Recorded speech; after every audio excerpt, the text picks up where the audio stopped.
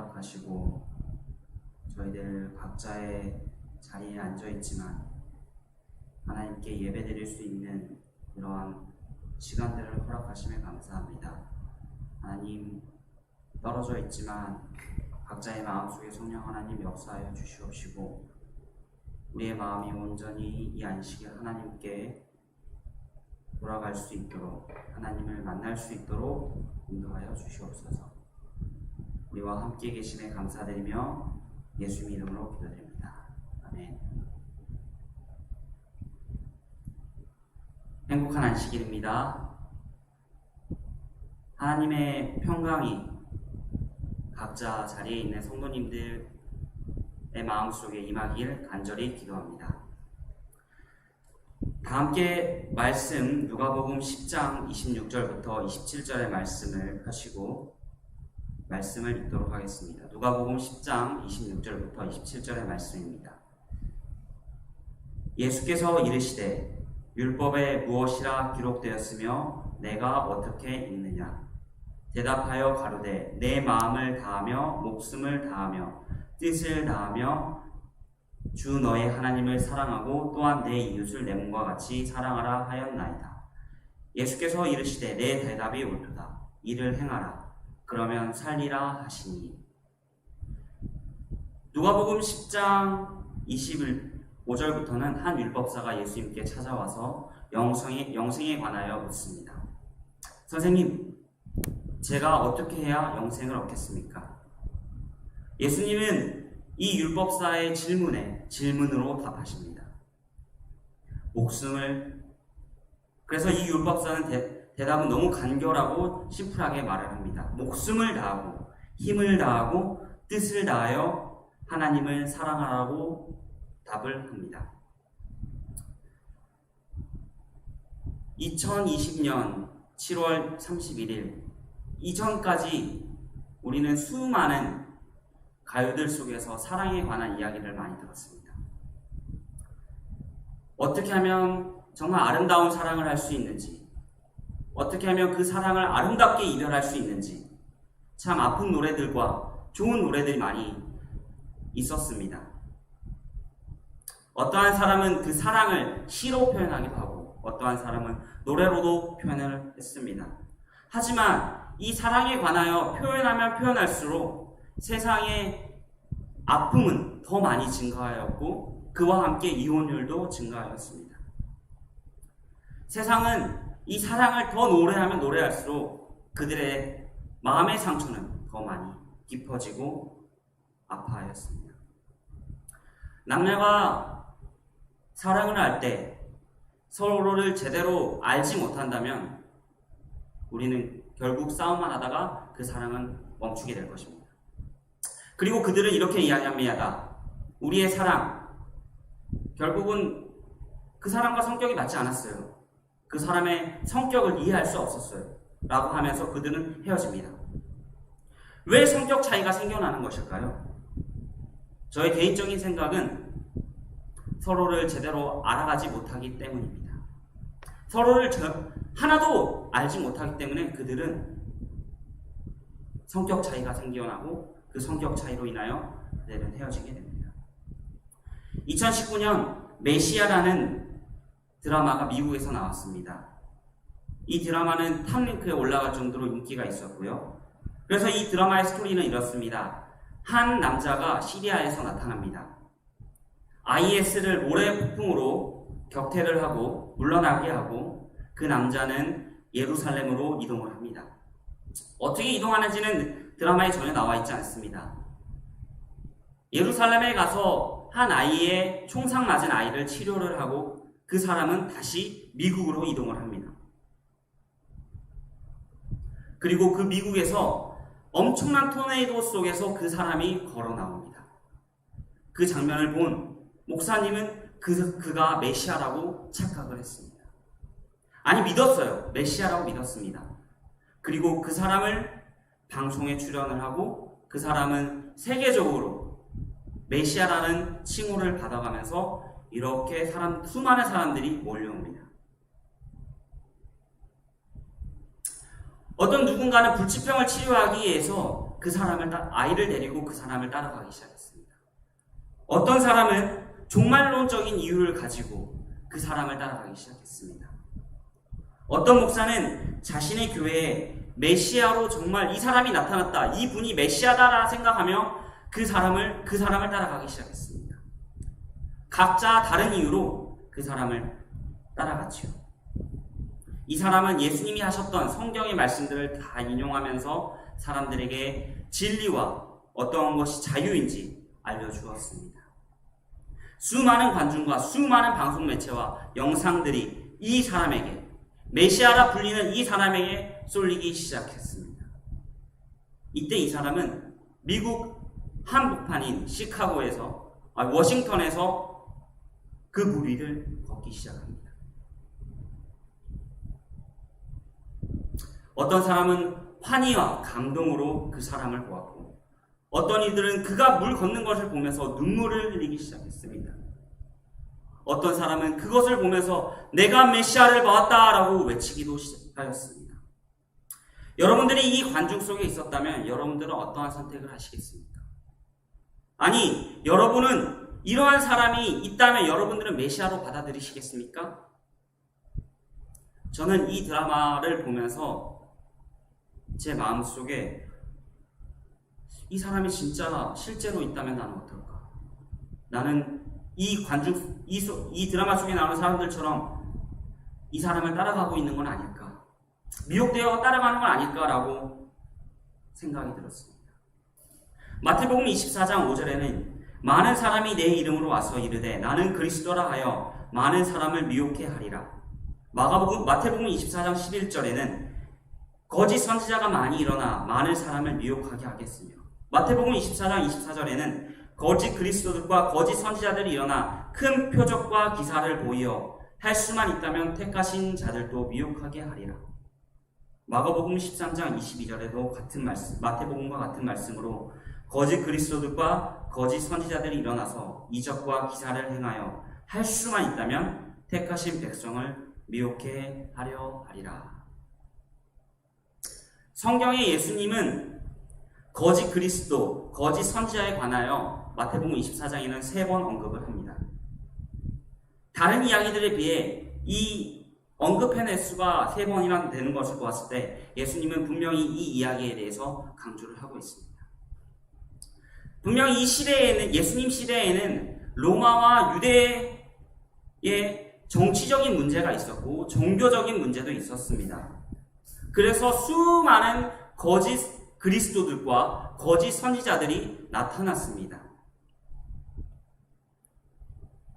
만약 여러분과 제가 그 시대에 살고 있었다면 우리는 과연 예수님을 따랐을까요? 아니면 그 거짓 선지자들과 거짓 그리스도를 따랐을까요? 과연 나는 예수님을 진짜로 메시아로 받아들일 수 있는 사람이었던가? 하고 다시 한번 물어볼 수밖에 없는 상황이지 않았을까요? 예수님이 십자가에 달려 돌아가실 때 그분 옆에 남아있는 사람은 아주 소수였습니다. 그 많은 추종자들은 다 사라졌습니다. 마태복음 24장에는 제자들에게도 이 이야기를 강조하고 있지만 마지막을 살아가고 있는 우리들에게 역시 강조되고 있습니다. 앞으로 많은 거짓 선지자들과 거짓 그리스도인들이 여러분과 저를 미혹할 것입니다. 우리가 하나님을 제대로 알지 못하고 하나님을 제대로 보지 못하고 그렇다면 우리는 분명히 거짓 그리스도들과 거짓 선지자들을 보면서 우리는 이 드라마 속의 사람들처럼 감동하며 눈물을 흘릴 것입니다. 나는 절대 아니야! 베드로처럼 100% 자신하실 수도 있습니다. 저 역시 그렇게 마음을 먹을 수도 있죠. 하지만 분명히 우리는 넘어갈 것입니다. 사단이 우는 사자와 같이 우리를 넘어뜨리려 할 것이기 때문이죠. 만약 하나님을 제대로 알지 못한다면 우리는 거짓 그리스도들과 거짓 선지자들을 보면서 환호하며 감동하며 눈물을 흘릴 것입니다. 제가 태어나기 전부터 개신교에는 하나님은 사랑이다, 이러한 기별을 정말 많이 외쳤습니다. 네, 분명히 성경적인 기별입니다. 그러나 이 기별과 함께 외쳐져야 할 기별은 회개하고 하나님께 돌아가는 것입니다. 하나님은 사랑이시다. 네, 하나님은 사랑이십니다. 하나님은 모든 이들을 사랑하십니다. 그렇다면 여러분, 사랑으로 표현되는 모든 신들을 여러분들은 믿으실 겁니까? 그 신들을 사랑하실 겁니까? 예수님은 하나님을 사랑할 때 목숨을 다하고 힘을 다하고 뜻을 다하여 사랑하라고 말씀하십니다. 하지만 하나님은 우리가 제대로 알지 못하면 우리가 과연 하나님을 사랑할 수 있을까요? 저에게는 딸 아이가 한 명 있습니다. 딸 아이가 태어나서 아빠인 저를 보고 바로 사랑할 수 있나요? 아니요, 절대 사랑할 수 없습니다. 제가 딸아이를 사랑할 수 있지만 딸아이는 태어나자마자 저를 사랑할 수 없습니다. 아빠인 것조차 몰라요. 하지만 시간이 지나면서 눈에 조금씩 아빠가 들어오고 아빠의 피부가 느껴지고 아빠와 시간을 함께 보내다 보면 아빠의 감정을 느끼고 아빠가 나를 사랑하는구나 라고 느낄 때 그제서야 딸아이는 아빠를 믿고 아빠를 사랑하기 시작합니다. 내가 정말로 예수님이 어떤 분인지 모른다면 우리는 예수님을 사랑할 수가 없습니다. 그것은 거짓말입니다. 예수님을 알지 못하면 거짓 그리스도와 거짓 선지자가 나타났을 때 우리는 그들을 보고 환호하고 눈물을 흘리고 어쩌면 그를 따르는 추종자가 될지도 모릅니다.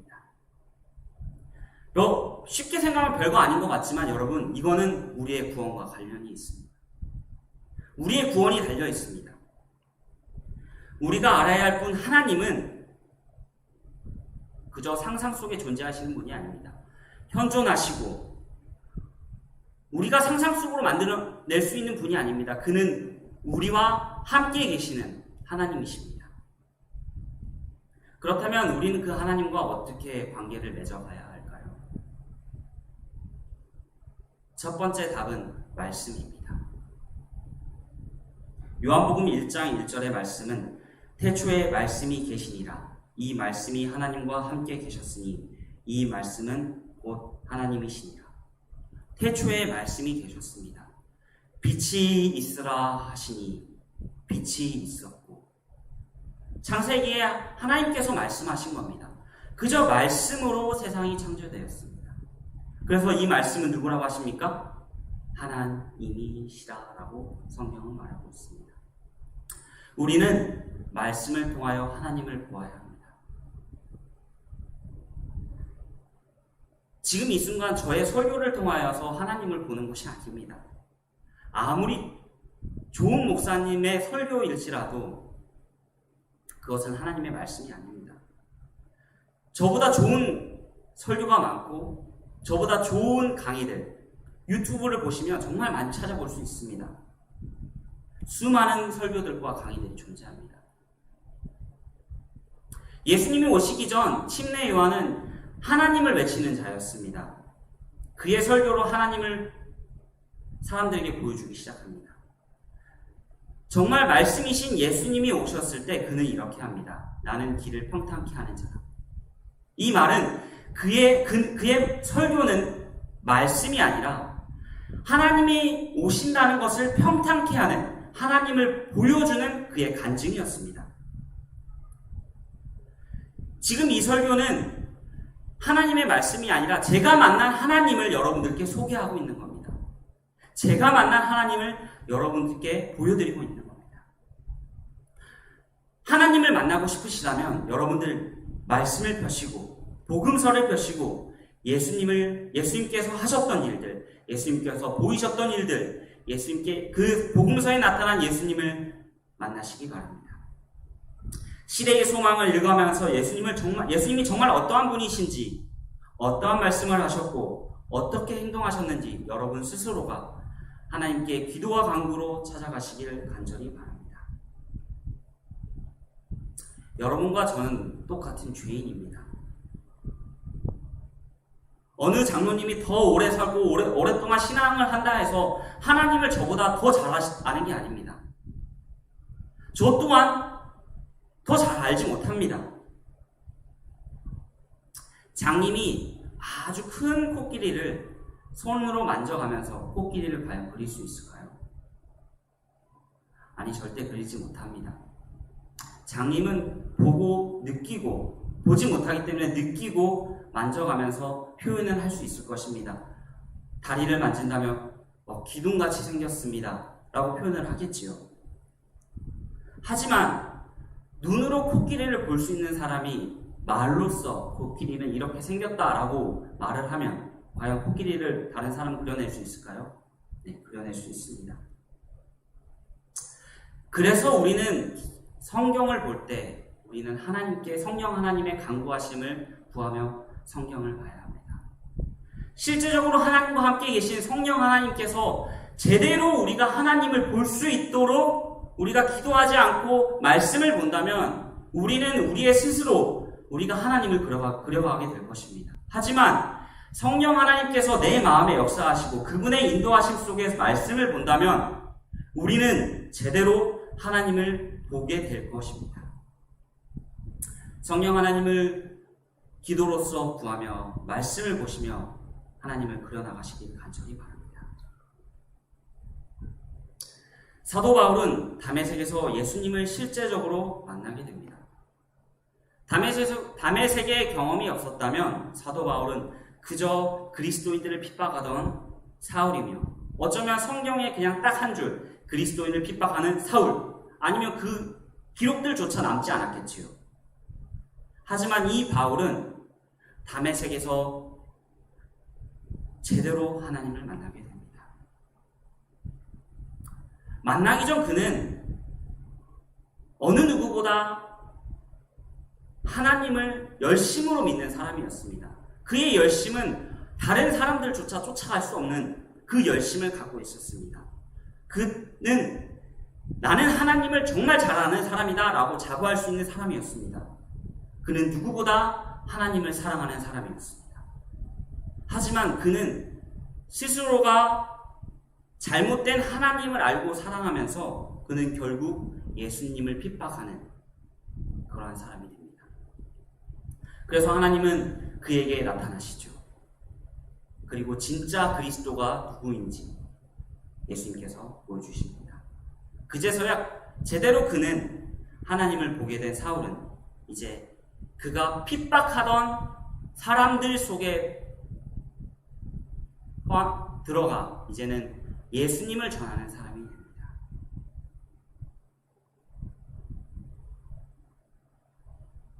말씀을 통하여 성령 하나님의 인도하심을 통하여 예수님을 제대로 만나시길 간절히 바랍니다. 그리고 그 예수님을 사랑하시길 바랍니다. 두 번째, 하나님과 관계를 맺고 알아가는 것은 순종입니다. 성경에는 순종에 관하여 여러 구절들이 있습니다. 사무엘상 15장 22절에는 사무엘이 가로되 여호와께서 번제와 다른 제사를 그 목소리 순종하는 것을 좋아하심같이 좋아하시겠나이까? 순종이 제사보다 낫고 듣는 것이 수양의 기름보다 나으니. 베드로전서 1장 22절에는 너희가 진리를 순종함으로 너희 영혼을 깨끗하게 하여 거짓 없이 형제를 사랑하기에 이르렀으니 마음으로 뜨겁게 피차 사랑하라. 이외에도 로마서 사도행전 순종에 관한 말씀들이 있습니다. 사랑하는 성도 여러분, 성경을 통하여 하나님을 보셨다면 이제는 하나님의 말씀에 순종하십시오. 하나님의 말씀을 순종하는 것은 어느 것보다 중요합니다. 왜냐하면 순종은 하나님과 올바른 관계를 유지시켜주기 때문입니다. 출애굽기 20장 6절에는 나를 사랑하고 내 계명을 지키는 자에게는 천대까지 은혜를 베푸느니라. 아브라함, 다윗, 그리고 수많은 우리의 노독들, 그들이 하나님과 언약 관계를 유지할 수 있었던 비결은 하나님의 말씀에 순종하였기 때문입니다. 하나님과의 언약 관계를 유지시키기 위해서 그들은 필사적으로 하나님의 말씀에 순종하였습니다.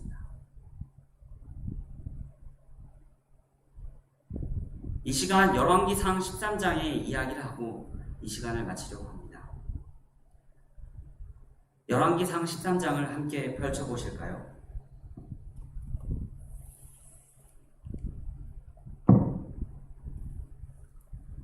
13장 1절은 이렇게 시작합니다. 때에 하나님의 사람이 여호와의 말씀으로 인하여 유다에서부터 베델에 이르니 마침 여로보암이 단 곁에 서서 분향하는지라. 솔로몬 왕조 이후 이스라엘 백성은 두 개의 나라로 분리가 됩니다. 하나는 남방 유다, 하나는 북방 이스라엘, 이렇게 두 나라로 나뉘게 됩니다. 그런데 열왕기상을 쭉 가다가 13장에 갑자기 생각지도 못한 이야기가 나옵니다. 때에 하나님의 사람이 여호와의 말씀으로 인하여 유다에서부터 베델에 이르니 마침 여로보암이 단 곁에 서서 분향하는지라. 남방 유다에 사는 어떠한 선지자가 하나님의 말씀을 받습니다. 그리고 남방 유다에서 북방 이스라엘에 여로보암의 왕이 있는 그 베델로 올라갑니다. 그때 베델에서 여로보암은 단을 쌓고 그곳에서 다른 신에게, 바알이라는 신에게 분향을 하지요. 이 여로보암은 하나님을 믿기는 믿었으나 하나님의 말씀에 순종하지 않았습니다. 그리고 그는 바알이라는 우상을 섬기기 시작합니다. 그래서 하나님께서 남방 유다에 있는 선지자를 북방 이스라엘로 보냅니다. 그리고 북방 이스라엘 그 선지자는 베델에서 분향을 하고 있는 그 단을 향하여 저주를 퍼붓습니다. 그 내용은 성경을 통하여 보실 수 있습니다. 그러니까 그 분향을 보고 있던 여로보암이 저기 있는 선지자를 잡아라 하는 순간 그의 손이 말라버립니다. 하나님께서 말려버리십니다. 그래서 그 여로보암은 그 선지자에게 다시 예언을 합니다. 잡으려고 했던 그 선지자에게 나의 손을 좀 다시 회복시켜 주십시오. 그 선지자는 하나님께 기도로서 그 손을 다시 회복시켜 줍니다. 그리고 여로보암은 그 선지자를 자신의 만찬으로 초대를 합니다. 하지만 그 선지자는 이렇게 이야기합니다. 13장 9절에 이는 곧 여호와의 말씀이 내게 명하여 이르시기를 떡도 먹지 말며 물도 마시지 말고 왔던 길로 도로 가지도 말라 하셨음이니이다 하고, 선지자는 하나님의 명령을 듣고 여로보암의 그 엄청난 만찬을 단호히 거절을 합니다. 어쩌면 그 선지자는 남방 유다에서 북방 이스라엘까지 오는 동안 많이 배고팠을지도 몰라요. 왜냐하면 남방 유다와 북방 이스라엘이 갈라졌기 때문에 어쩌면 서로 대적하는 관계였기 때문에 어느 누구 선의를 베푸지 않았을지도 모르겠습니다. 그런데 그는 그 모든 상황을 떨쳐버리고 하나님의 말씀에 순종을 합니다. 그리고 다시 돌아가죠. 여기서 끝나면 스토리는 정말, 하나님의 메시지는 정말 강력합니다. 하나님의 말씀을 순종하지 않았을 때 우리는 저렇게 되고 하나님을 따라가면 된다. 하지만 더 성경은 이야기를 합니다. 그 남방 유다 선지자가 이제 남방 유다로 왔던 길로 돌아가지 않고 다시 자신이 모르는 그 길로 뺑 돌아서 이제 남방 유다로 내려갑니다. 그때 베델에 사는 한 선지자가 그 이야기, 베델에서 있었던 분향단에 있었던 그 저주의 이야기를 듣고 나귀를 타고 그 남방 유다의 선지자를 쫓아갑니다. 그리고 그 남방 유다 선지자를 잡고 예언을 합니다. 같이 와서 우리 집에서 만찬을 하고 즐기다 가십시오. 첫 번째 이 초청에 남방 유다 선지자는 거절을 합니다. 하나님의 명이 이랬습니다. 나는 그 명령을 따라야 합니다.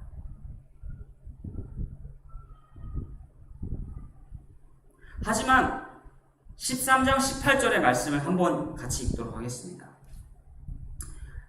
나도 그대와 같은 선지자라. 천사가 여호와의 말씀으로 내게 이르기를 그를 내 집으로 데리고 돌아가서 그에게 떡을 먹이고 물을 마시게 하라 하였느니라 하니 이는 그 사람을 속임이라. 이 베델의 선지자가 거짓말로 나도 당신과 같은 선지자입니다. 나도 하나님으로부터 메시지를 받았습니다. 이 말 한마디에 남방 유다 선지자가 바로 믿어버려요.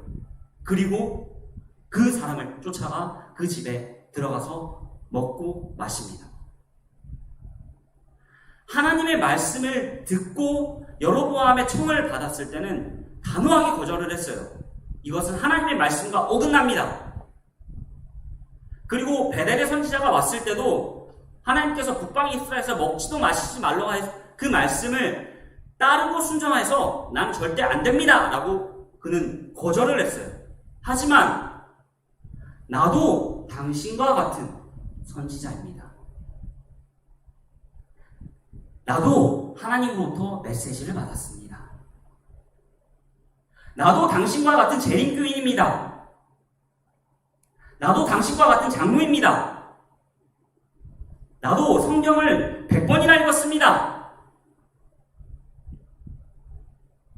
나도 기도의 응답을 10,000번이나 받았습니다.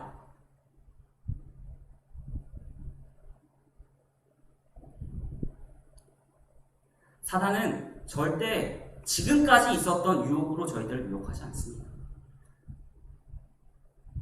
완전히 다른 말로, 다른 방법으로 우리를 유혹합니다. 그래서 우리는 하나님의 말씀을 제대로 알고 하나님이 어떠한 분이신지 제대로 알지 못하면 이 남방 유다의 선지자처럼 나도 당신과 같은 선지자입니다. 아, 그렇습니까? 당신의 집에 거하겠습니다. 이렇지 않게 되려면 우리가 하나님을 제대로 알지 못하면 하나님의 말씀을 제대로 알지 못한다면 하나님의 말씀에 순종하지 않는다면 우리는 똑같은 문제를 겪고 똑같이 행동할 것입니다.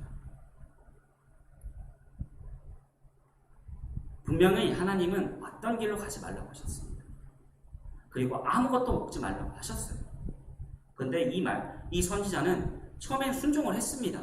하지만 그 한마디, 나도 당신과 같은 선지자입니다. 하나님의 말씀을 받았습니다. 그 한마디, 그는 하나님과의 언약을 깨뜨려버립니다. 그리고 나서 그 만찬에 들어가서 그 선지자는 그 거짓 선지자에게 하나님이 임하시죠. 그리고 하나님의 저주가 그 남방 유다 선지자에게 임합니다. 열왕기상 13장 28절에는 사자가 유다의 선지자를 죽이기만 하였지 식체를 먹지도 않고 13장 28절의 말씀을 함께 찾아보도록 하겠습니다.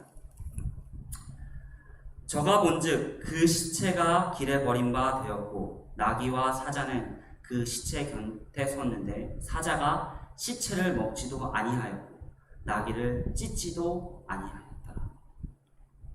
하나님의 심판이 제대로 임합니다. 사자가 그냥 그 선지자를 죽이고 그 옆에 있는 나귀조차 건들지 않았어요.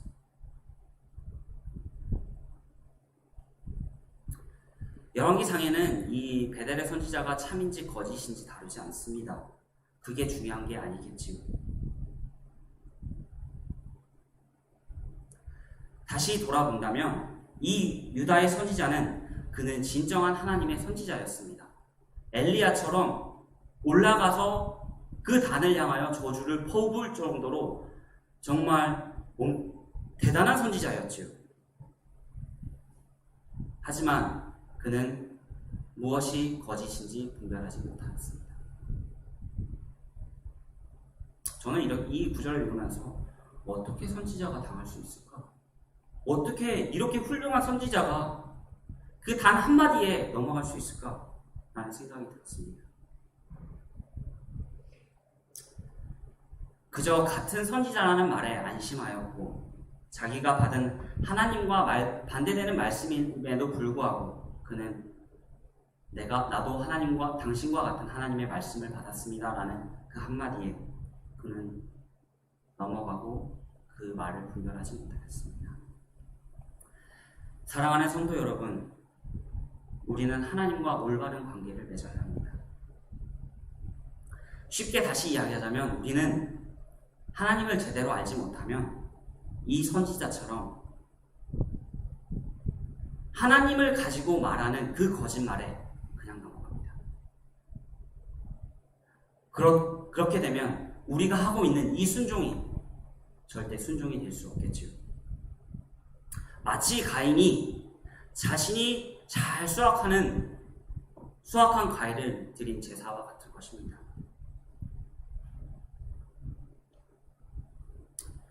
하나님의 말씀을 온 마음과 뜻과 힘을 다하여 하나님의 말씀을 보시길 바랍니다.